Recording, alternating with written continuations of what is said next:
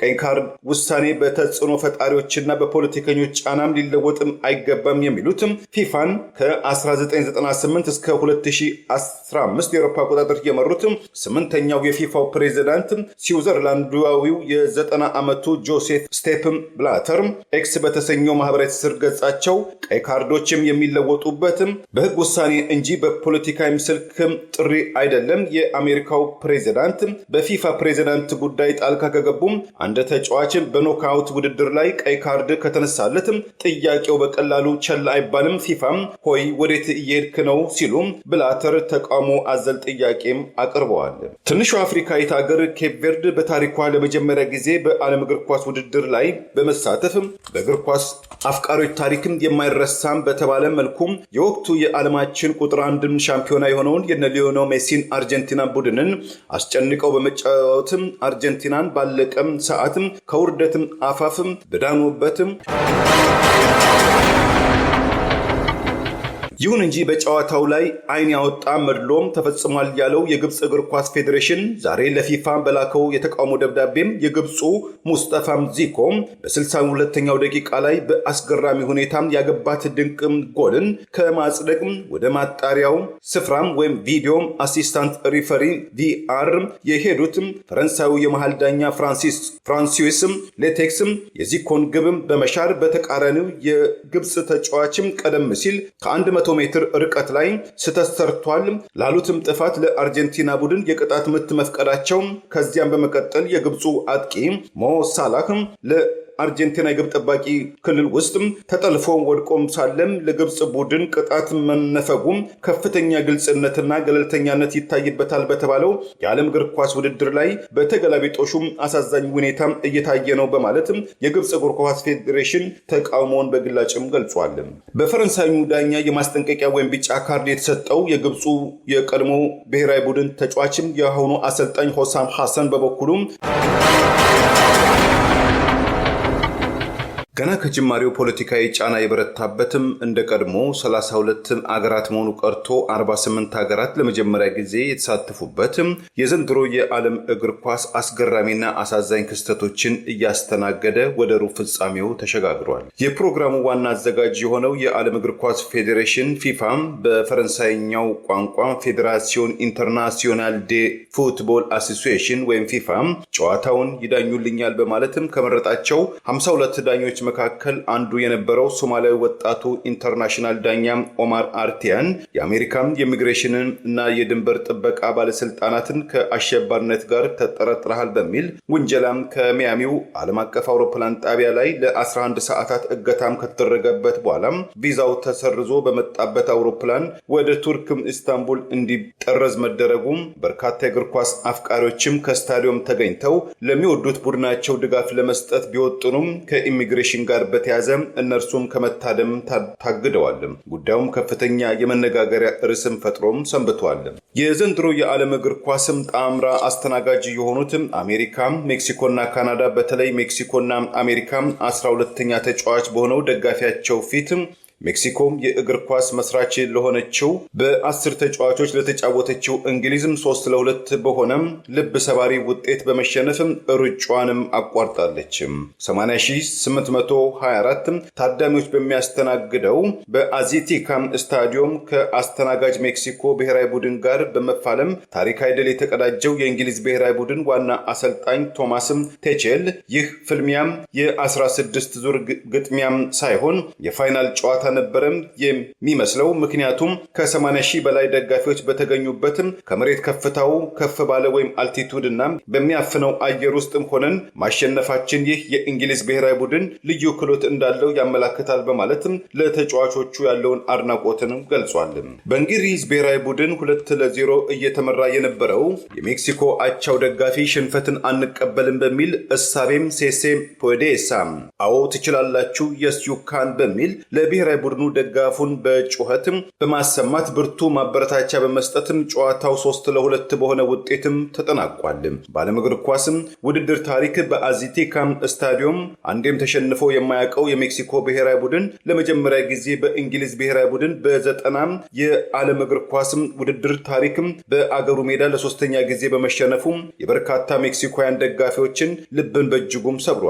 በተቃራኒው እንደ ፈረንጆቹ አቆጣጠር በ1966 የዓለም እግር ኳስ ዋንጫን ያሸነፈው የዩሮ 2020 ፋይናልን የመጨረሻ ውድድር በማስተናገድ በሜዳው በጣሊያን ብሔራዊ ቡድን የተሸኘው የእንግሊዝ ብሔራዊ ቡድን ከሜዳው ውጪ ሜክሲኮ ላይ የተቀዳጀው ድል በታሪክም ተመዝግቦለታል።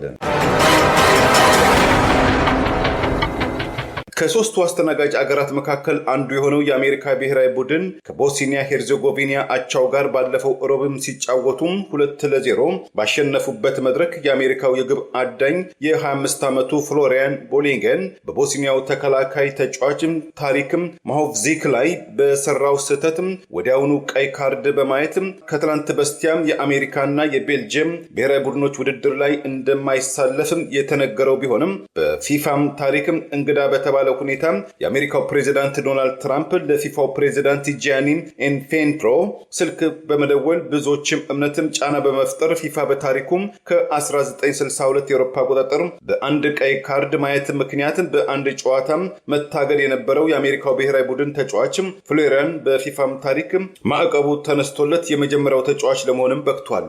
ይህንን አነጋጋሪ ውጤትም ሳይሰክን አየሩ ብክለትም ባታየበትም ከቤልጅየም ብሔራዊ ቡድን ጋር ባለፈው ሰኞ በሲያትል ከተማ የተፋለመው የአሜሪካ ብሔራዊ ቡድን በአውሮፓው የቤልጅየም ቡድን 4-1 በሆነ ውጤትም ሽንፈትን ለመቀበልም ተገዷል። ከግጥሚያው በፊት ከጋዜጠኞች ጋር የተፋጠጡት ፕሬዚዳንት ዶናልድ ትራምፕ የአሜሪካ ብሔራዊ ቡድን ከተሸነፈም ግጥሚያው እንደ ፈረንጆቹ አቆጣጠር በ2020 በአሜሪካ እንደተካሄደው ፕሬዚዳንታዊ ምርጫ የተጭበረበረ ወይም ሪግድ ነው ማለትም ይቻላል በማለትም ሪፖርተሮቹን ፈገግም አድርገዋቸው ነበረ። ፕሬዚዳንት ትራምፕም ትሩት በተሰኘው የግል ማህበራዊ ትስስር ገጻቸው ፊፋም ይህ ኢፍትሃዊ የሆነውን የቀይ ካርድም ውሳኔን በመቀልበሱም አመሰግናለሁም ብለዋል።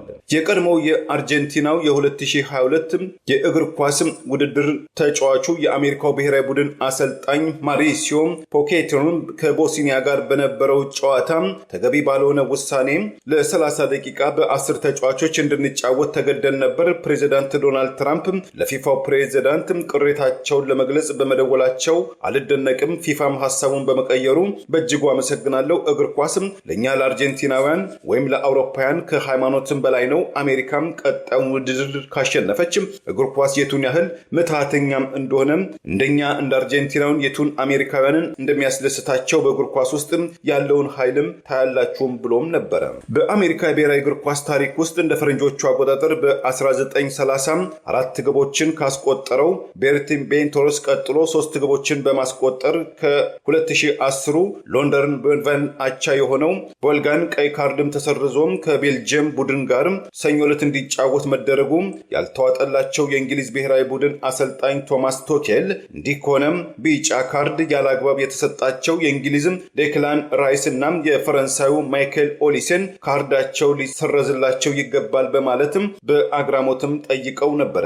ይህ አወዛጋቢ የፊፋም የቀይ ካርድ መቀየር ውሳኔም ማለቂያም ለሌለው ክርክር ሊተካም ስለሚችል ማብቂያው የቱ ጋር ይሆን መቼስ ይሆን የሚገታውም ሲሉም ጠይቀዋል። ብራዚሉ የመሃል ዳኛም ራፋኤል ካሎስም የአሜሪካና የቦስኒያ ሄርዜጎቪናን ጨዋታ ላይ ወዲያውኑ ውሳኔ ሳይሰጡ ከኳስ ሜዳው ጠርዝ ላይ የተቀመጠውን ዳኞችን ረዳትም ቪዲዮን በማየትም ለቀይ ካርድ ውሳኔ መጣደፋቸው ያላስደሰታቸው የአሜሪካው ኮከብ ተጫዋችም ክሪስቲያን ፖሊስም የተሰራው ስህተትን ከተመለከተው በምንም መልኩም ሆነ ተብሎ የተሰራ ጥፋት አይደለም። ከዚህ አኳያም በዘንድሮ የዓለም እግር ኳስም እጅግ አስገራሚ አሳዛኝ ውሳኔዎችን የምንጠብቅ ሆኖ ይሰማኛል በማለትም በዳኛው ውሳኔ የተሰማውንም ቅሬታም ገልጿል። የአሜሪካ ብሔራዊ ቡድን ከሩብ ፍጻሜም ያስወጣው የቤልጅየም እግር ኳስ ውድድር አሰልጣኝ ከጨዋታው በፊት በሰጠው አስተያየት በፊፋም ቢሮ ውስጥ ምን እየተከናወነ እንደሆነ አላውቅም። ይህ ሐምሌ ወይም ፈረንጆቹ ጁላይ 5 አውሮፓ ውስጥ የሚያዝያ ወይም የአፕሪል ፉል የሚመስል ሆኖ ይታየኛል። ይህ አይነቱ አነጋጋሪ ውሳኔም ሲወሰን በፊፋ ታሪክ ውስጥ የመጀመሪያው እንደሆነ እገምታለሁ በማለትም እሱም ተሳልቆበታል። የክርክር መንስኤ የሆነው አሜሪካዊው ተጫዋች ቦለን በበኩሉ እንዲሁም በማስጠንቀቂያ ቢጫ ካርድ እንጂ በጉዳዩ በቀይ ካርድ መሸኘቴም ተገቢ አልነበረም ሲል አስተያየቱንም ሰንዝሯል። የአውሮፓ እግር ኳስ ባለስልጣን ወይም ዩኤፋ የፊፋን ውሳኔ በመቃወም ከተቃወሙት የስፖርት አካላት መካከል አንዱ ሲሆን ዩኤፋ ባወጣው መግለጫ እግር ኳስ እንደ ማንኛውም የስፖርት አይነት በሕግ ላይ የተመሰረተ በነፃም በታማኝነት በግልጽ ላይ የተመሰረተ ውሳኔ የሚመራ ውድድር ነው። በአሜሪካ ምድር ፊፋም የወሰነው የቀይ ካርድ ውሳኔን የማጠፍ እርምጃም ከዚህ በፊት ያልታየም ለማመን የሚከብድና ኢፍትሐዊነት የታየበት ነው በማለትም በፊፋ ላይ ያለውን ቅሬታም ገልጧል። ዩኤፋም ሲቀጥልም እንኳን እንደዚህ ውድድሩ እየተጋጋመ ባለበትም ታላቅ ውድድር ላይ ቀርቶ በአንድ ነጠላ ውድድር ላይም ቢሆን የአስተዳደራዊ የጠባቂው ውሳኔ የፊፋም ውሳኔ ከተሸረሸረ የውድድሩን ታማኝነትን በእጅጉ ይሸረሽረዋል። በእንደዚህ አይነት ውድድር ላይ የብኩርና የእንጀራ ልጅ የሚባል ነገር የለም። ሁሉም የዳኛ ውሳኔዎች እኩል ዋጋና ተፈጻሚነት ሊኖራቸው ይገባል በማለትም በዓለም አቀፉ የእግር ኳስ ውድድር ላይ ያደረበትን ቅሬታናም ጥርጣሬም ገልጿል።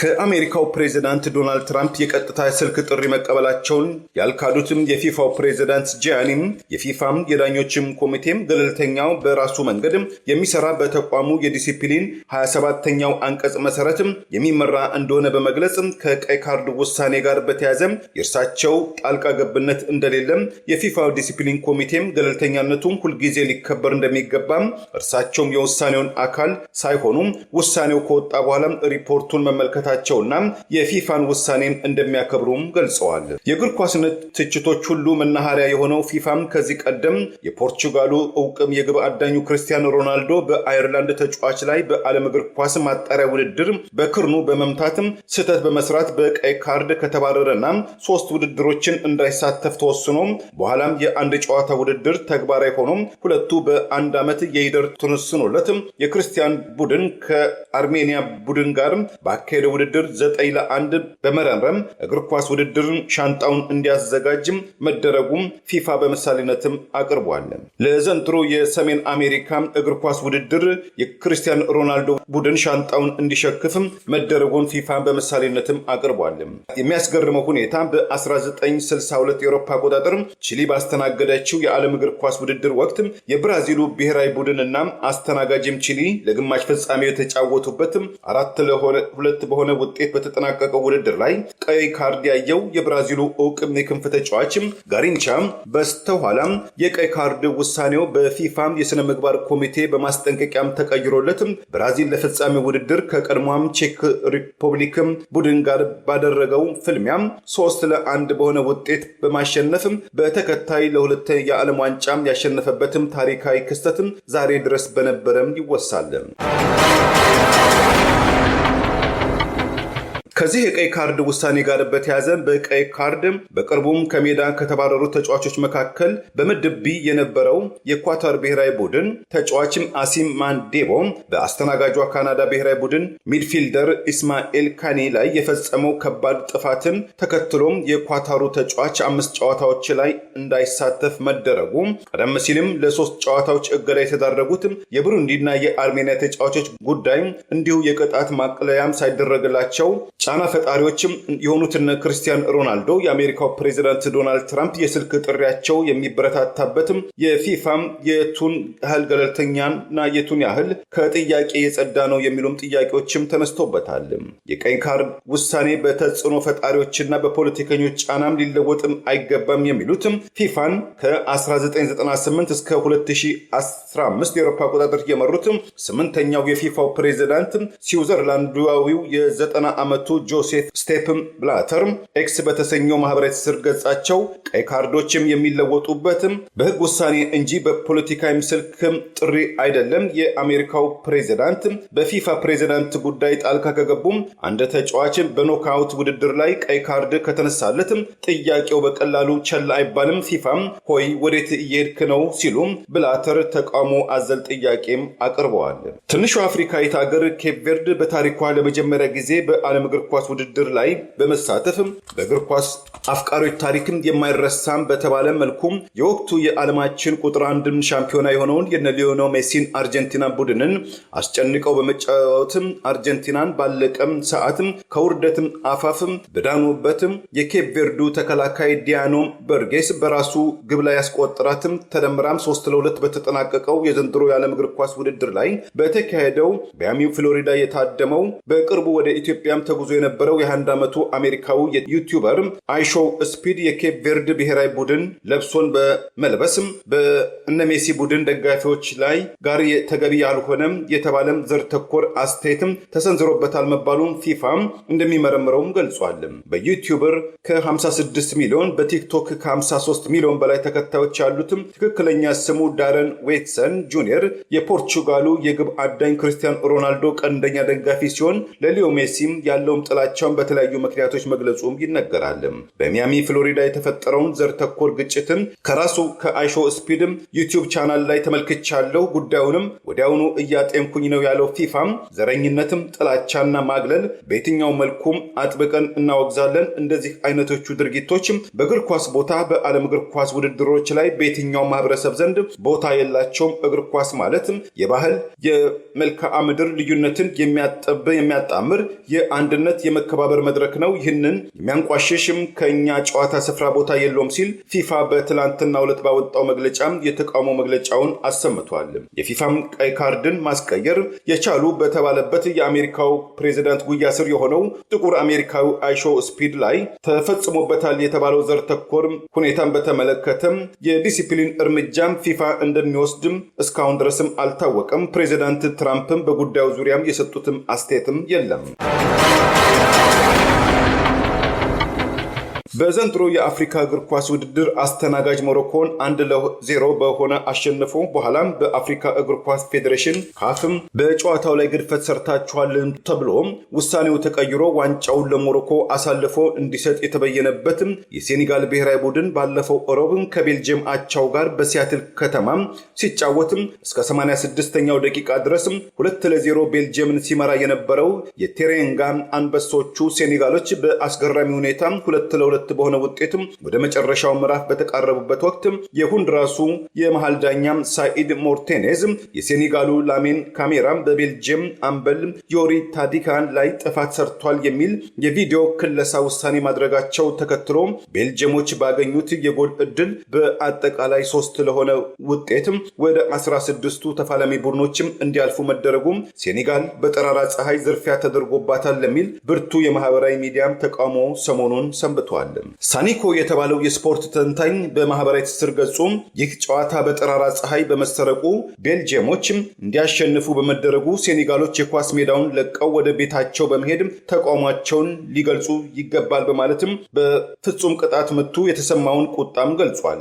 የስፓኒሹ የስፖርት ጋዜጠኛ ማኔሎ ሌማም እንዲሁም ሴኔጋሎች የአፍሪካ እግር ኳስን ተሰረቁ፣ ዛሬ ደግሞ በዓለም እግር ኳስ አደባባይ የሴኔጋሎችን ሁሉም አንድነታቸው ተሰረቀ ሲል እርሱም የተሰማውን ቅሬታ በማህበራዊ ትስስሩ ገጹ አጋርቷል። ከአስገራሚዎቹ የሰማዮቹም ሻርኮች ወይም የኬፕ ቨርዶች ፍልሚያም ገና በቅጡ ያላገገመው የአርጀንቲናው ብሔራዊ ቡድን በትላንትናው ዕለትም ሲያትል ከተማ ከሰሜን አፍሪካዎቹ ፈርዖን ግብጽ ብሔራዊ ቡድን ጋር ባደረገው ግጥሚያም ግብጾችም ጨዋታው ሊጠናቀቅም 11 ደቂቃም እስኪቀረው ድረስም ጨዋታውን 2-0 እየመሩም ዘልቀው አርጀንቲናዎችም ባለቀ ደቂቃም በአስገራሚ የባላጋራን ቡድን ተስፋ ባለመቁረጥ በማስጨነቅም ታክቲክ በመጠቀም ጨዋታው ለተጨማሪ የ30 ደቂቃም ሳይራዘም 3 ግቦችን አርጀንቲናዎች በማስቆጠር በድል አድራጊነትም አጠናቀውታል። ይሁን እንጂ በጨዋታው ላይ አይን ያወጣ መድሎም ተፈጽሟል ያለው የግብፅ እግር ኳስ ፌዴሬሽን ዛሬ ለፊፋ በላከው የተቃውሞ ደብዳቤም የግብፁ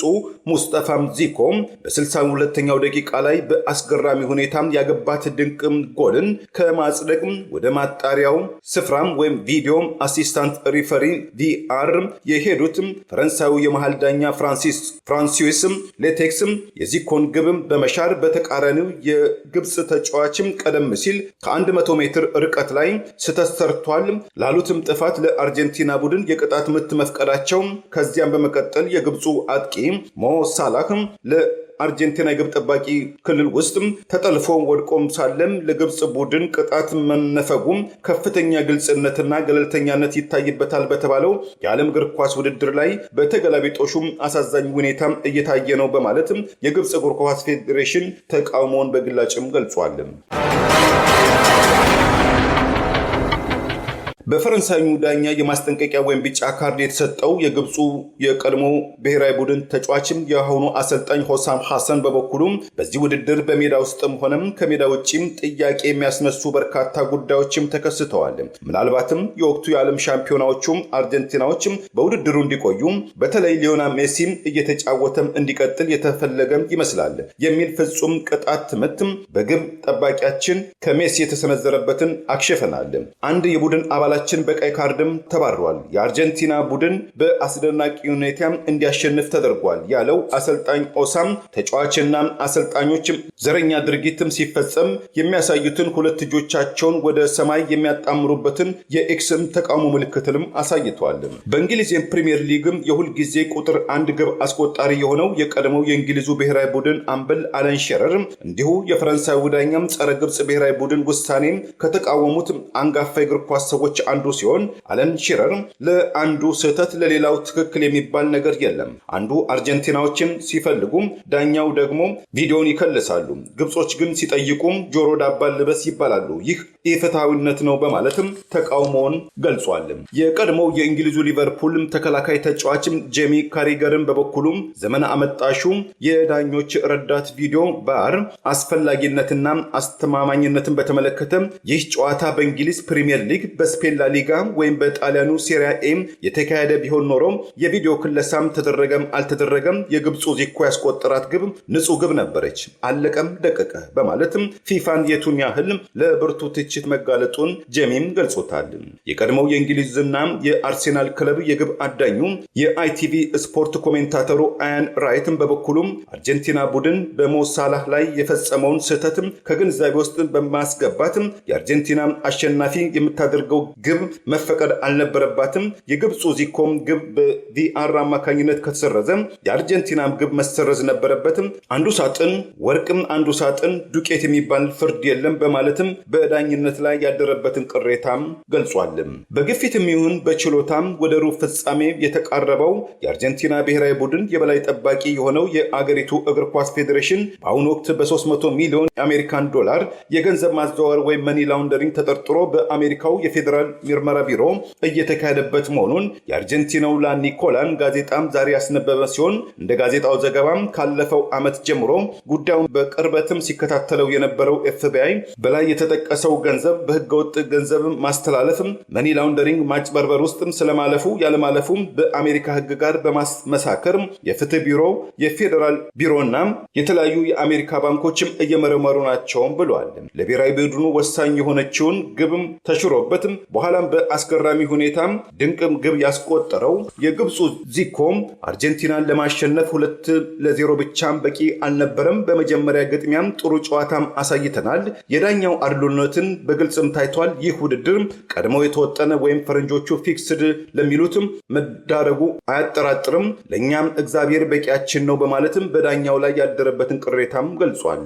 ያለ ሊዮ ሜሲም ክንፍ እንደተመታም አሞራ የሚታሰበው የአርጀንቲና ብሔራዊ ቡድን ወደ ሩብ ፍጻሜ በማለፍም ኮሎምቢያን በፍጹም ቅጣት ምት ያሸነፈው የስዊዘርላንድ ብሔራዊ ቡድን ጋርም በመጪው እሁድም በካንሳስ ሲቲ ስታዲየም ይፋለማል። አወዛጋቢው የዘንድሮ የዓለም እግር ኳስ ውድድር ውድድር ይቺ ዓለም ሁሌም ጎዶሎ ናት የሚለውን ብሄልም እያስኮመኮመን እስከ መጪው እሁድም ሐምሌ ወይም ፈረንጆቹ ጁላይ 19 2026 እኩለ ቀን ድረስም የብዙዎችን ቀልብም ስቦም ገሚሱን እያስደሰተም ገሚሱን እያበሳጨም ይቀጥላል። ለብር ራዲዮም ለተጠናቀረው ታምሩ ገዳ ነኝ። ቸርን ሰንብት። መልካሙን ሁሉ ያሰማን።